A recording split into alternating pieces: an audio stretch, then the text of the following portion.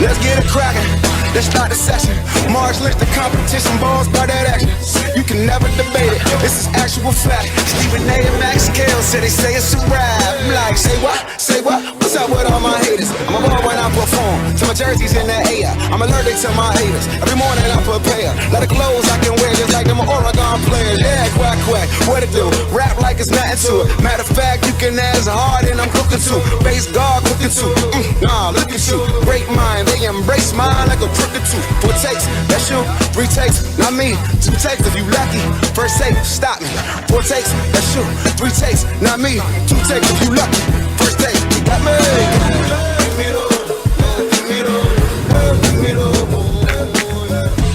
Well, hello there. Welcome in First Take on a Wednesday. Thank you so much for hanging with us. Stephen A. Smith, Max Kellerman. I'm Molly Karam. How you doing? You guys have a nice day off? I was working. Yeah. I was always working. I also had to tape something for the fight game on HBO, and I have 3 children. There are no days off, Molly. All right. Well, we're glad to be back because we got a lot to get into. Let's go. Starting with LeBron James. He's not happy with Phil Jackson after he used the term posse when referring to LeBron's business associates. We will fill you in on that a little later, and please stay tuned for that reaction. But up first, for the last 10 weeks, the Cowboys quarterback situation has been under a microscope, and we've been dissecting whose team it will be moving forward, Dak's or Romo's, with Jerry Jones giving us play-by-play each week. And now we finally heard from Tony Romo. Here's how he's taking it. You see, football is a meritocracy. You aren't handed anything.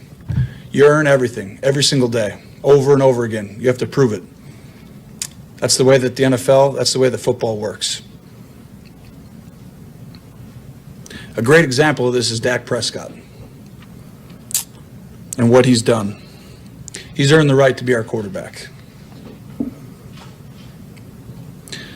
As hard as that is for me to say, he's earned that right. He's guided our team to an 8-1 record, and that's hard to do. If you think for a second that I don't want to be out there, then you've probably never felt the pure ecstasy of competing and winning. That hasn't left me. In fact, it may burn more now than ever. I think you all know something magical is happening to our team. I'm not going to allow this situation to negatively affect Dak or this football team by becoming a constant distraction.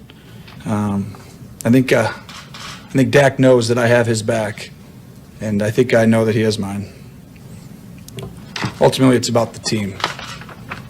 It's what we've preached our entire lives. Team player right there, Stephen A.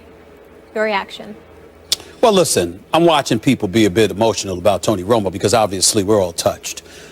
This is a guy that obviously had a string of bad luck. You don't wish that on anybody. You want him to be in good health and what have you. You look at Tony Romo and you recognize the fact that timing couldn't be worse because after all the years he's toiled for this team, what they were unable to accomplish in large part due to a suspect defense or what have you. You look at Tony Romo and you say, damn, it's a string of bad luck because now that the Dallas Cowboys look very, very formidable, Super Bowl championship contender formidable, he's not the one at the quarterback position. It would happen to be some dude by the name of Dak Prescott, who's a 4th-round pick, a rookie, who is handling his business.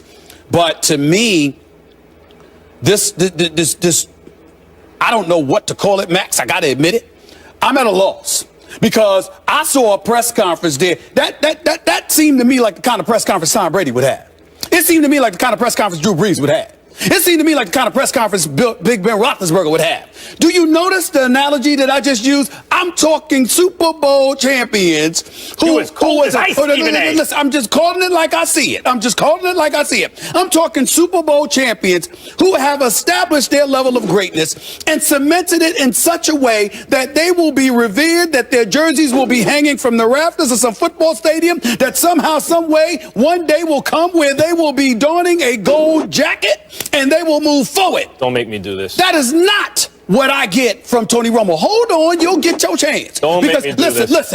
Listen, you call it the bad guy all you want to. I don't mind wearing the black hat. I'm not talking about that. Let me ask you one question. All I'm saying is, let me ask you one question. I don't mind. What? Before you go ahead. Go ahead. And I'm not saying it's quite equivalent, but it's similar. Hurry up. I'm on a roll. Could Patrick Ewing have given a press conference like that, never won a championship? Yes, I'll explain that. Okay, it's interesting that you bring that up. Let me get back to my point before I was so rudely interrupted. Let me tell you something, Max Kellerman.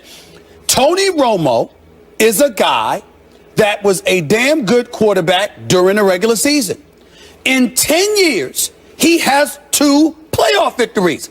I mean, it's unbelievable. You have to understand, and allow me to use this analogy. You know, when Friends was on the air, and my man Cedric the Entertainer pointed out, oh, we're going to miss Friends. It's about 90 days away before the Friends comes to an end. Oh, we're going to miss it. The next thing I know, one of my favorite all-time comedies was Martin, from Martin Lawrence. One day he was on the air, next day he was gone. Okay? But I love both of them. But Friends, we got, it's 90 days until the end of Friends. As long as Larry David's still making Curb Your Enthusiasm, I'm all right. Or Curb Your Enthusiasm. They're all solid. All of this stuff. Oh, when they're going, we're alerted 2 months in advance. Hold on. Martin was gone, and bam, where the hell he gone? When Good Times went off the air, that was a big deal. Excuse me. JJ became a famous artist. Who doesn't miss Gina? Right? But the point that I'm trying to make to you is this.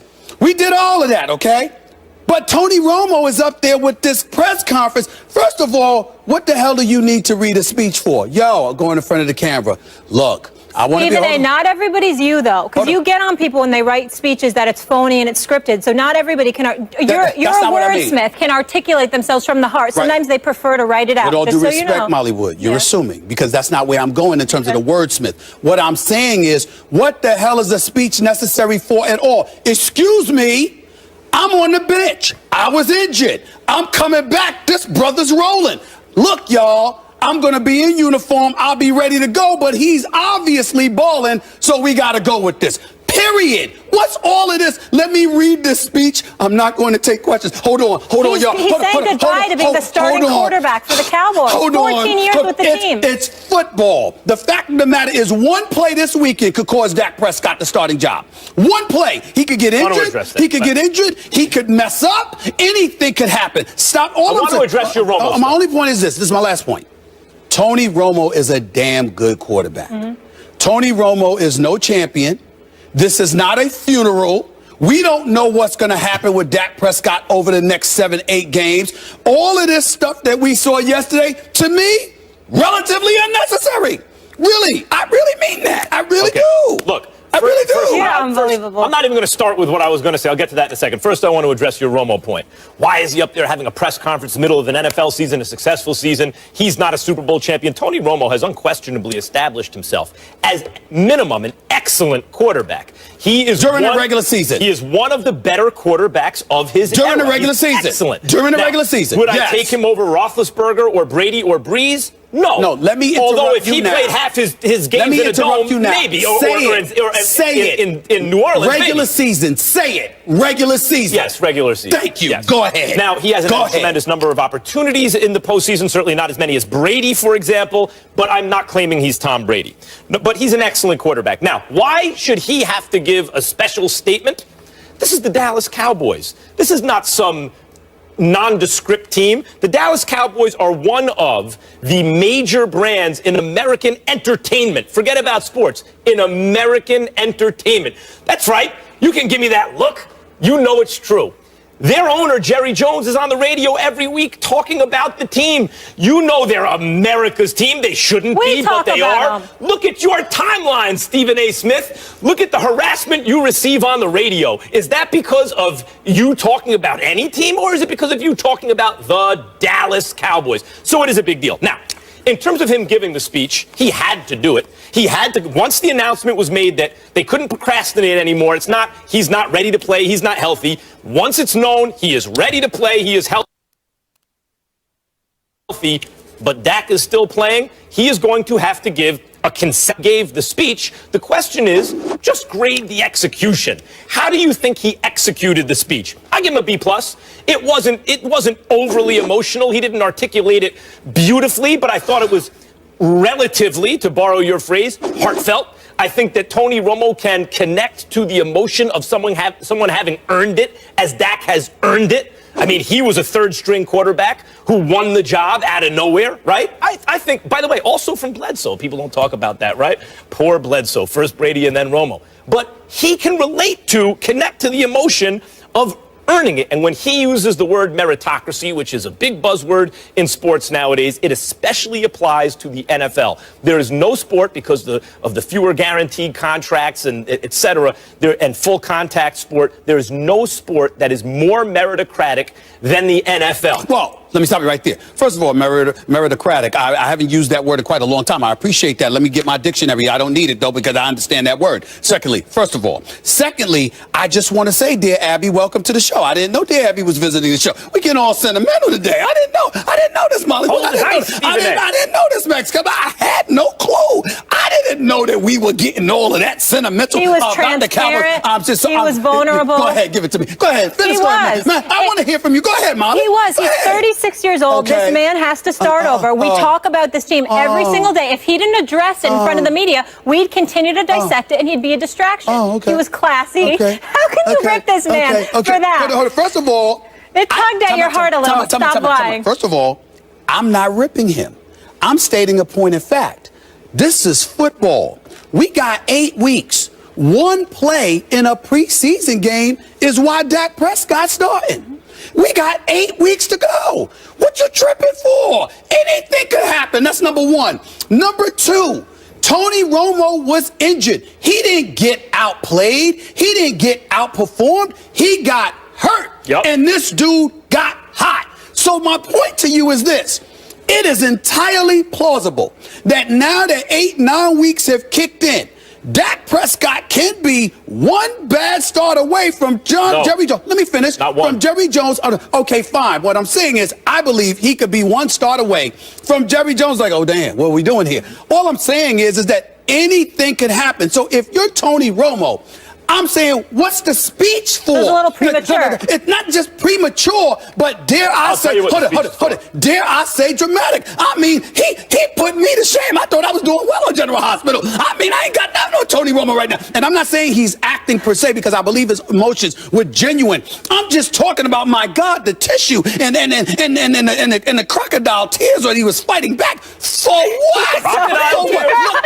Look, y'all.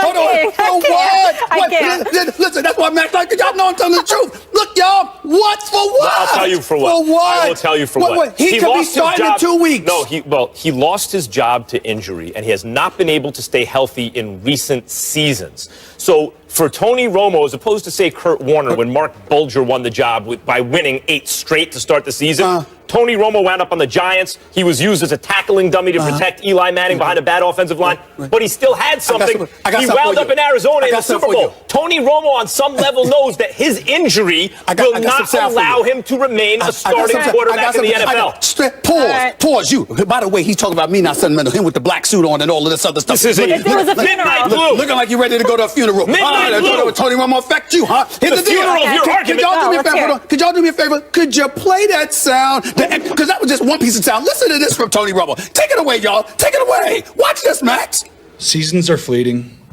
Games become more precious. Chances for success diminish. Your potential successor has arrived, injured 2 years in a row, and now in the mid-30s. The press is whispering. Everyone has doubts. You've spent your career working to get here. Now we have to start all over. You almost feel like an outsider.